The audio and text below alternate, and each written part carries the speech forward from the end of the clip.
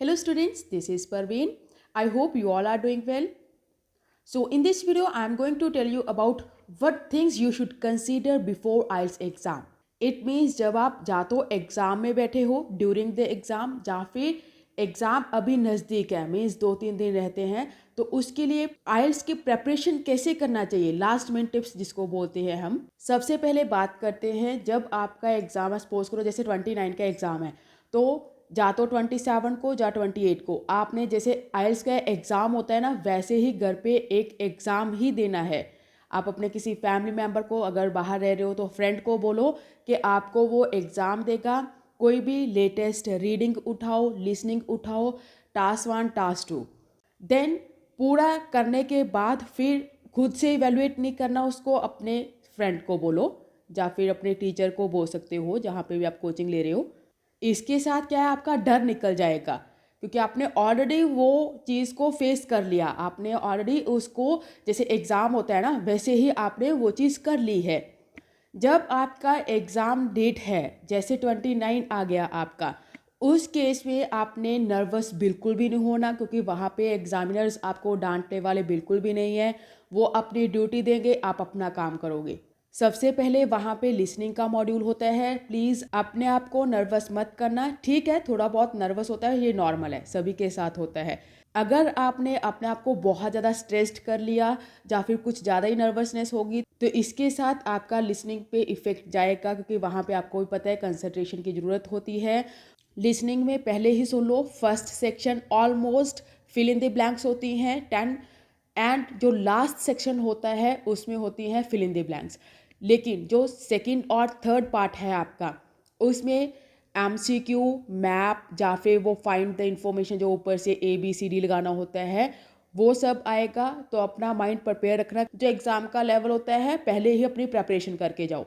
Listening में, reading में, दोनों में ही जब आप आंसर्स ट्रांसफ़र करते हो तो कैपिटल लेटर्स होना चाहिए, स्मॉल लेटर नहीं होना चाहिए।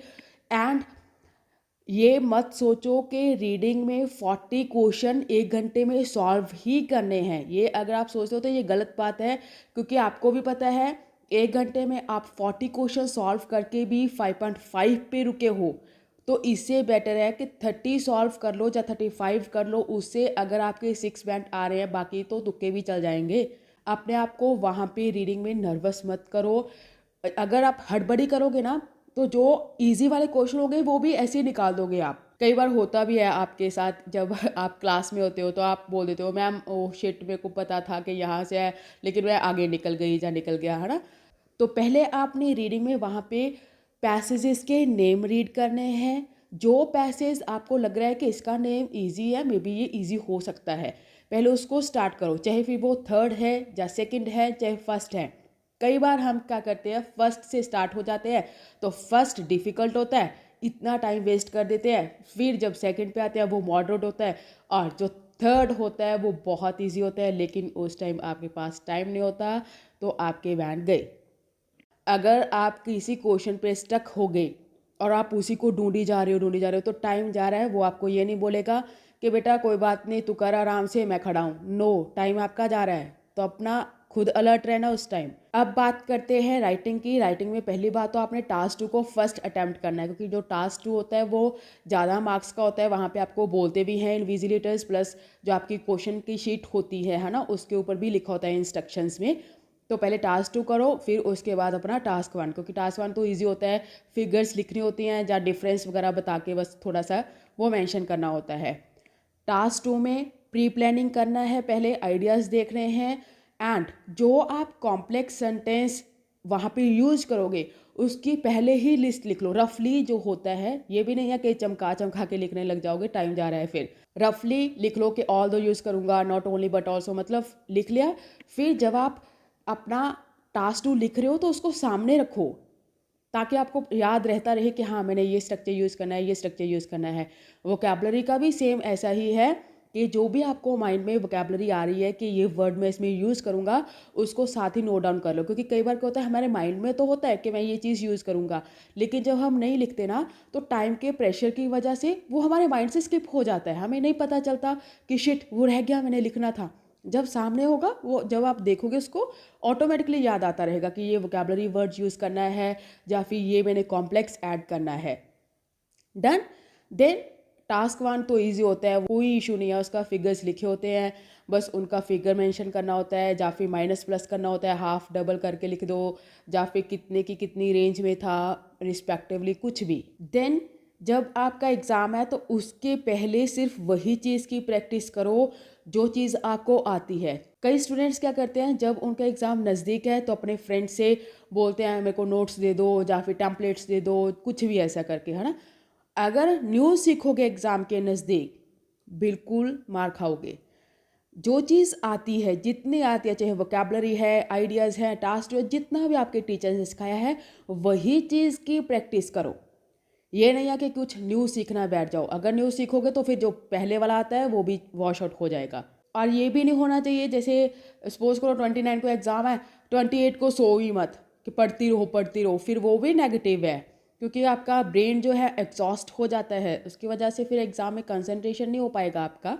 और रीडिंग लिसनिंग में जो आंसर लगाया है प्लीज़ उसी को रखो। कई बार क्या होता है, चलो लिसनिंग में तो ठीक है, जब हम लिख रहे हैं, है ना, तो हम कुछ और आंसर लिख लेते हैं, लेकिन उसके बाद जो स्पीकर होता है वो उसको कॉन्ट्राडिक्ट कर देता है हाउएवर लगा के, है ना, ठीक है वहाँ पे।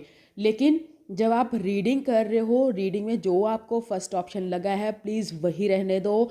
देखा भी होगा आपने काफ़ी केसेस में आपके साथ ऐसा होता है कि मैंने पहले ए ही लगाया था लेकिन बाद में मैंने सी कर दिया, ऐसे कर, है ना, तो वो रॉन्ग है। जो पहले ऑप्शन लगा दी, इतना तो अपने आप पे यकीन रखो कि जो ऑप्शन लगा दिया मैंने वही रखनी है बस, उसको चेंज मत करो, क्योंकि हमेशा वो जब आप चेंज करते हो, कोई रेयर केस होगा जिसमें वो सही जाता है, ऑलमोस्ट वो हमेशा सेकंड जो ऑप्शन लगाते हो इरेज करके वो गलत ही होती है।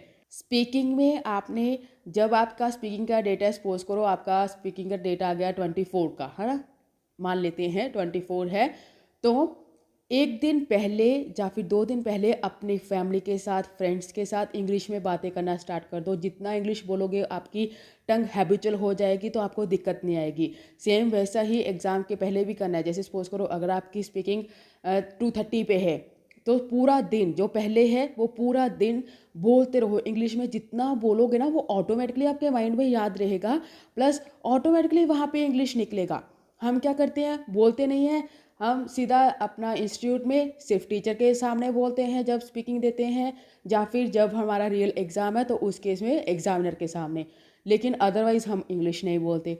उसकी वजह से क्या है, आपका बैंड पे इम्पैक्ट होता है, ये डेफिनेटली है, इम्पैक्ट जाता है उस पर। और नेचुरल रहो प्लीज़, स्पीकिंग में बी ओरिजिनल प्लस नेचुरल, क्योंकि वहाँ पे स्पीकिंग में कुछ ऐसा नहीं होता कि पता नहीं अलग से कुछ आइडिया लेके आना पड़ेगा, या कॉपी पेस्ट मत किया करो। पहली बात तो आप क्यू कार्ड्स इतना रट लेते हो, जब लाइन इधर उधर हो जाता है फिर आपका पॉज आ जाता है कि ओ शिट ये तो सेंटेंस बाद में आना था, मैंने पहले लगा दिया। किसी चीज़ को क्रैमिंग मत करो, अपना आइडिया उठाओ, अपनी वर्डिंग में बोलो, उसको ओरिजिनल आइडिया रखो, नेचुरल रहो वहाँ पे। एग्जामिनर ये नहीं बोलता कि मेरे को बड़े बड़े वर्ड्स लेके आओ, वोकैबुलरी लेके आओ तभी मैं आपको बैंड दूंगा, नहीं। स्पीकिंग में ऐसा बिल्कुल भी नहीं है, आप नेचुरल रहो। जो चीज़ को पसंद करते हो बोलो मैं करता हूँ, नहीं करते तो भी बोलो कि yes I don't like it. तो मतलब ये नहीं है कि आप अगर नहीं भी चाहते किसी चीज़ को लाइक करते तो बोल दो यस मैं लाइक करता हूँ, फिर बाद में जब उसने रीज़न पूछ लिया तो फिर ब्लैंक, अब पता नहीं क्यों करता हूँ। अगर ना में आंसर देना है तो भी बिल्कुल सही है, अगर हाँ में देना है तो भी। ना का कोई नेगेटिव मार्किंग नहीं है वहाँ पे।